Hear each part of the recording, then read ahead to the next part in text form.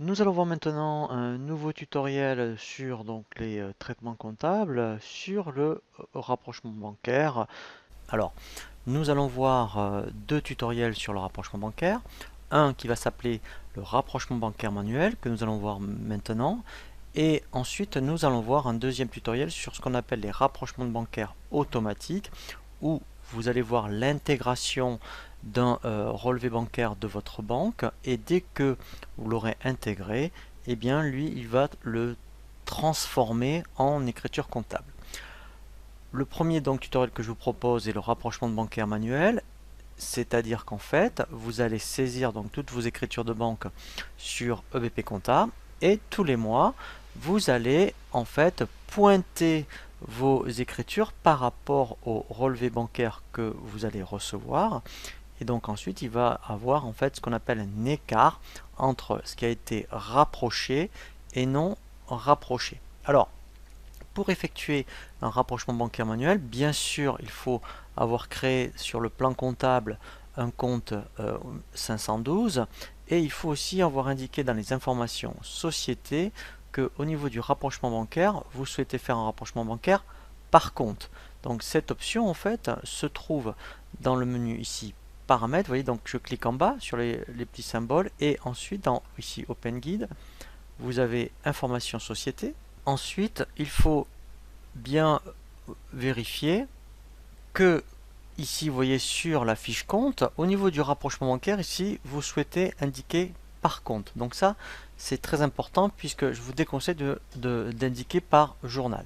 Donc une fois que vous avez indiqué cette information, et bien effectivement, donc on va procéder à un rapprochement bancaire. Alors, vous avez la fonction rapprochement bancaire, soit quand vous êtes dans l'écran de démarrage, ici, vous voyez, soit après dans le menu de navigation échéance trésorerie, et ensuite, eh bien, vous avez l'option, vous allez voir dans trésorerie, vous voyez rapprochement bancaire. Donc, on va créer un rapprochement bancaire. Alors, ici, c'est vrai que je suis, admettons, sur le mois d'août. Alors, là où il faut faire très attention, c'est que lorsque vous allez faire ajouter, donc là, admettons, je vais marquer au 1er août, hein, mais si vous commencez au mois de janvier, là, vous laissez, admettons, 1er janvier. Hein, donc moi, je vais mettre 1er août. Mais ce qui est très important, là, c'est il faut absolument que la date de rapprochement, vous mettez toujours la fin du mois. Donc, si on était au mois de janvier, vous mettez 31 janvier. Donc là, je suis au mois d'août, je vais mettre 31 août. Pourquoi? Parce que si vous laissez la date du 1er, comme il propose à chaque fois, vous ne verrez que les écritures du début de mois. Vous ne verrez pas tout le mois. Donc là, moi, ce que je vais faire ici, je vais indiquer le 31 août 2015. Voilà, alors je coche pas automatique, hein. On verra justement comment ça se passe lorsqu'on fait des rapprochements automatiques. Donc là, je fais valider. Voilà. Donc là, vous voyez, je visualise bien toutes mes écritures. Alors, c'est vrai que comme j'en avais pas fait au mois de janvier, je vois aussi, vous voyez, les à nouveau du 1er janvier, mais là, après, je ne vois que celle du mois d'août. Alors, au niveau de la présentation de l'écran du rapprochement bancaire, ce qui est très important, c'est à droite, c'est le solde du relevé. Le solde du relevé, c'est lorsque vous allez recevoir donc votre relevé bancaire, vous aurez soit un solde débiteur ou créditeur. Donc s'il est positif, ben, vous laissez ici en plus, et si c'est un solde, mettons, débiteur, vous taperiez moins et le montant. Donc là, je vais dire, mettons, alors là, ça va être fictif, hein. Je vais mettre, mettons, qu'il est de 1000 euros, par exemple, mon solde, voilà. Et donc ensuite, après, comment ça se passe? Eh bien, il suffit de pointer les écritures que vous voyez sur votre relevé bancaire et que vous avez sur votre comptabilité. Un exemple, je vais dire, tiens, eh bien, là, la facture que j'ai réglée d'Orange, elle est passée, donc je la pointe. Alors, vous voyez qu'elle a disparu, pourquoi? Parce que ligne affichée, s'il y a non rapproché, si vous voulez tout voir, vous mettez toutes comme ça. Ici, vous voyez, il y a le pointage OK. Eh bien, vous verrez les écritures à la fois rapprochées et non rapprochées. Et ensuite, eh bien, vous n'avez qu'à pointer systématiquement, vous voyez, les montants. Et au fur et à mesure, lui calcule ici un écart.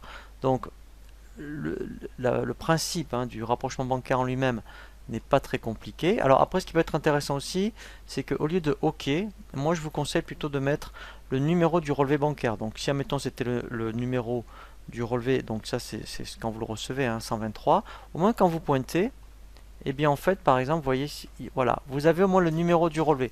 Comme ça, quand vous ferez un état de rapprochement, vous saurez à partir de quel relevé ça a été fait. Donc après, pour dépointer, je peux double-cliquer dessus. Voilà, sinon on peut faire pointer et dépointer. Vous voyez, ça correspond au double clic de la souris. Voilà, donc là, vous voyez, sur le principe du rapprochement bancaire, en fait, il n'y a rien de compliqué. Après, ce qui est intéressant, c'est que s'il y a un montant qui vous paraît un petit peu douteux, vous pouvez cliquer sur consultation et lui, en fait, vous allez avoir la fonction consultation sur le compte sur lequel vous êtes. Donc ça, c'est intéressant. Et ce qui est intéressant également, c'est qu'on peut rajouter des écritures au moment où vous recevez le relevé par rapport à des écritures que vous n'avez pas passées. Je pense, admettons, au paiement des charges sociales, si vous attendez justement d'attendre les relevés, ou par exemple à des frais bancaires que vous ne pouvez pas savoir, puisqu'il faut attendre le relevé pour les savoir. Donc dans ce cas-là, sans sortir, on fait ici saisie par journal. Je rentre donc ici, vous voyez, dans le journal de banque. Et ici, par exemple, je vais rajouter, vous voyez, donc si tous les mois, vous avez des frais de gestion, eh bien, je fais ajouter. Voilà. Je vais rajouter les services bancaires, donc le compte 627. Voilà. Donc, si tous les mois, vous avez à peu près 10 euros, voilà, de frais. Voilà. Et ensuite, voilà, donc quand je fais enregistrer et fermer, voilà. Alors, au début, vous voyez, on le voit pas. Il faut faire, mettons, enregistrer et fermer. Voilà. Et quand on rouvre, je dirais, donc le rapprochement, voilà. Ici, vous voyez, il les a bien intégrés. Donc après, il ne vous reste plus qu'à les pointer. Voilà. Donc là, après, je peux mettre toutes. Voilà, et là vous voyez que ça a été pointé. Donc après, effectivement, une fois que votre état de rapprochement est terminé, eh bien vous pouvez donc soit l'imprimer, soit faire un aperçu. Voilà, et là vous aurez vraiment après un état de rapprochement tous les mois de votre compte. Voilà, donc là après, eh bien vous avez, voyez, donc là vous savez ce qui a été pointé, et après ici, voilà, vous avez votre écart de rapprochement. Voilà, donc après, ce qui est intéressant, c'est que lui, en fait, il historisera tous les rapprochements bancaires que vous aurez fait et vous pourrez revenir à tout moment sur un des états de rapprochement en faisant modifier.